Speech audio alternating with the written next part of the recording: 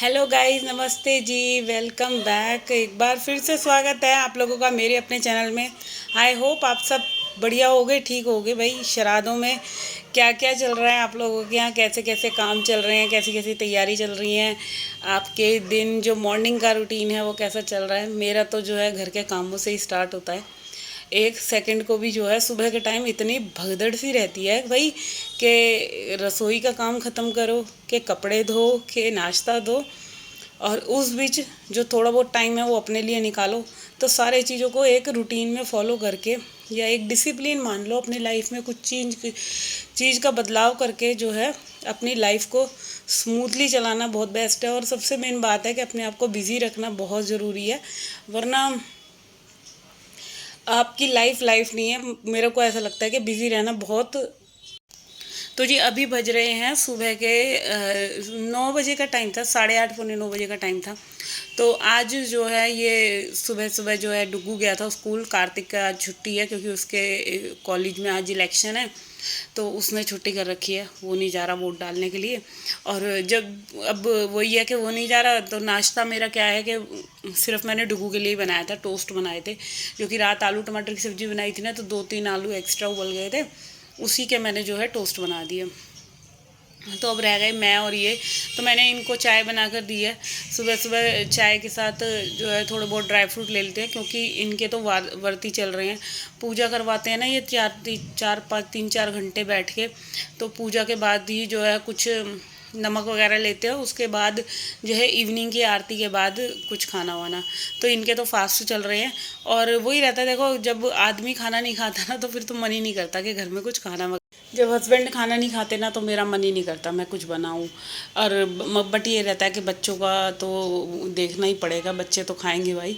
और होता तो ये है कि मेरा भी मन करता है खाने का, मगर ये आलस आ जाता है। ये ऐसा लगता है सब्जी रोटी क्या ही बनाओ, ऐसा लगता है मैगी बना लो या चावल बना लो, रोटी ना बनानी पड़े। ऐसा मन में मेरे को तो फील रहता है, आलस आलस सा आता है कि आज चलो सब्जी नहीं बनाते, कुछ ऐसा बना लेते हैं जो बच्चों को भी पसंद हो।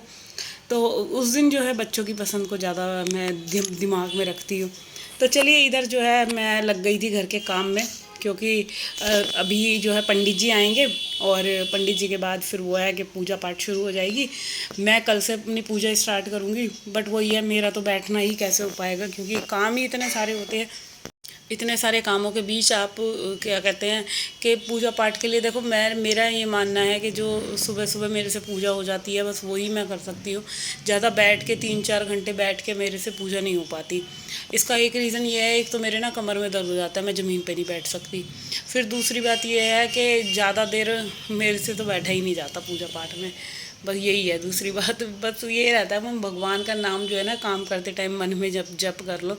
एक कहते हैं ना पर्टिकुलर जैसे सीट पे बैठ के जो है कि अपना ध्यान लगाओ, वो मेरे से ध्यान वाली भक्ति नहीं होती। पता नहीं मेरे अंदर क्या है। मैं वैसे जितना मर्जी पूजा कर लूँगी, बट एक वो होता है ना कि बस बैठ जाओ और टिक कर जो है भगवान का स्मरण करो, वो चीज़ नहीं हो पाती। मन जो है मेरा स्थिर नहीं रहता। ये होता है मेरे साथ। तो अब ये है कि हस्बैंड तो कर लेते, हस्बैंड तो बैठ जाते हैं करने के लिए। तो उनको फिर ये भी है कि उनको कौन सा घर के काम करने हैं या बच्चों को खाना देना है, बच्चे स्कूल जाएंगे, नाश्ता बनाना है, कपड़े धोने हैं, सफाई करनी है, कि उनके लिए उनको कोई टेंशन नहीं है इतनी। बस वो है, वो तो अपना मतलब दुकान भी छोड़ देते हैं तो उनके हिस्से का मुझे बैठना पड़ जाता है। तो वही चीज़ है कि एक ही जना कर सकता है जिसको कोई टेंशन ना हो। तो वो थोड़ी सी कम टेंशन लेते हैं इन सब चीज़ों की, और मेरे को टेंशन ज़्यादा हो जाती है, छोटी छोटी सी चीज़ों की भी हो जाती है कि भाई पहले काम ख़त्म हो जाए।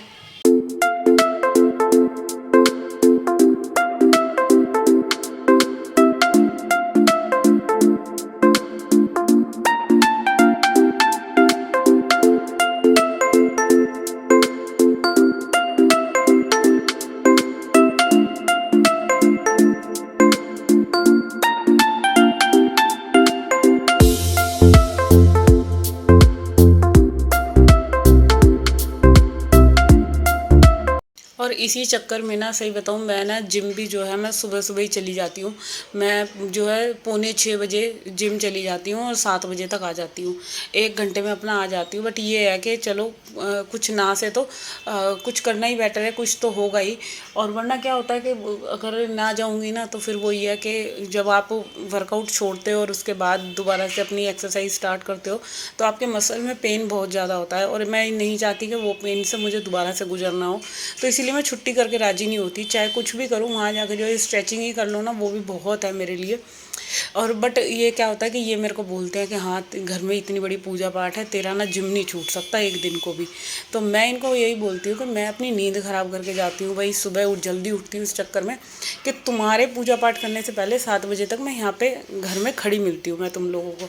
मगर उसके बाद भी बोलते रहते हैं कि हाँ तेरे को जाना ज़रूरी है, कि घर में नहीं रुक सकती, छुट्टी नहीं कर सकती। अब तो मैं तो कहती हूँ बोलते रहो, मैं अपने काम करके जाती हूँ, तो मेरे को कोई टेंशन नहीं है कि तुम्हारा बोलने का मेरे को कोई फ़र्क नहीं पड़ता। मगर वही है कि अपनी नींद ख़राब करके हम जाते हैं, तो यही है कि घर के काम भी देख रही हूँ, अपने लिए भी टाइम निकाल रही हूँ, मेरे लिए ये बहुत बड़ी जिम्मेवारी है। तो इधर ना मैं कुछ ग्रॉसरी का सामान लेकर आई थी नीचे से, मैगी वगैरह, जो कि बच्चों को होती है तो जब मर्जी बना लें, पड़ी हुई है। और चाय नाश्ते के लिए सामान लाई थी, मखाने लेकर आई थी, क्योंकि पंडित जी भी एक टाइम नमक खाते हैं, तो उनको चाय दूध के साथ ना थोड़ा सा मखाने वगैरह दे दूँगी, वो रोस्ट करके रखने हैं अभी। तो रखी दिए मैंने, गैस पर कढ़ाई में रख दिए थे। अच्छा इधर ना मैंने क्या है कि ये जो डिब्बे हो रहे हैं ना, इसमें पता क्या है, सामान तो थोड़ा थोड़ा सा था, किसी में चिप्स रखे हैं, किसी में कुछ रखा है। तो आज मैं वही चीज़ देख रही थी, मैंने कहा आज इनको खाली करूँगी ना, जो खाली डिब्बे हैं ना उनको धो के अलग ही रख दूँगी। और इसमें भी है ना पूरी अलमारी के अंदर ना फैले फैले हो रहे थे, और वही एक मेरे साथ आज इतना बड़ा सीन हो गया। अभी बताती हूँ मैं आपको कि हुआ क्या मेरे साथ। कि ये जब पार्क जाते थे ना, अभी इन्होंने 1-1.5 महीने से पार्क छोड़ दिया है, जब से इनको फ़ीवर चढ़ा था। हाँ पूरा 1 महीना हो गया, राखी से पहले जाते थे, तो बुखार चढ़ा ना, उसके बाद से इन्होंने पार्क नहीं जाते। तो इनकी वजह से ना मैं इनको ड्राई फ्रूट भिगोती थी, और अखरोट थे, और अंजीर वगैरह तो ख़त्म हो गई थी।